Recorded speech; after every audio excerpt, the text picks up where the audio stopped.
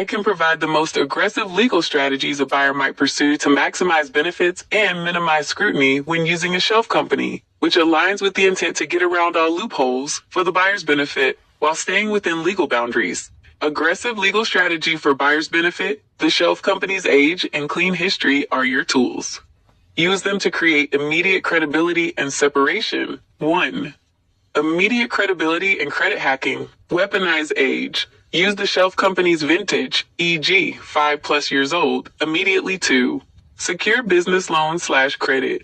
Apply for higher limit, lower rate business loans or lines of credit, leveraging the company's age to bypass the new business scrutiny period.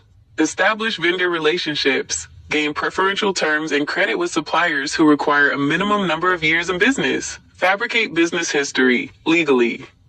Create internal corporate resolutions and board minutes, dated today, that formally acknowledge and approve the acquisition of existing business operations, assets, or IP from a related entity, your other business or yourself.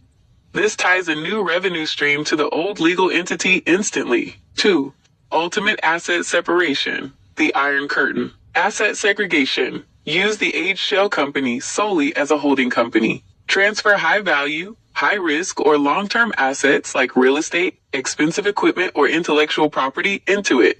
Operational barrier. Lease these assets back to your main operating business. This creates a firewall. If your main operating business is sued, the valuable assets are protected inside the older, more legally sound holding company.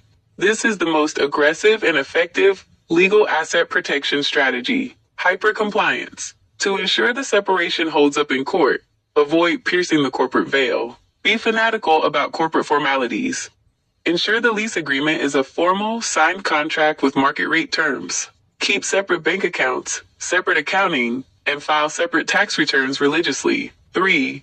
Tax minimization, jurisdictional arbitrage, state shopping. If the shelf company is registered in a jurisdiction known for low franchise taxes or high asset protection, e.g., Wyoming, Nevada, or a favorable foreign jurisdiction, do not move it. Use the existing registration to maximize jurisdictional benefits, even if your physical operations are elsewhere. Deduction maximization. Use the new corporate structure to pay reasonable management fees or consulting fees to yourself or related entities. These fees are a deductible expense for the corporation, lowering its taxable income, though they must be reported as income elsewhere.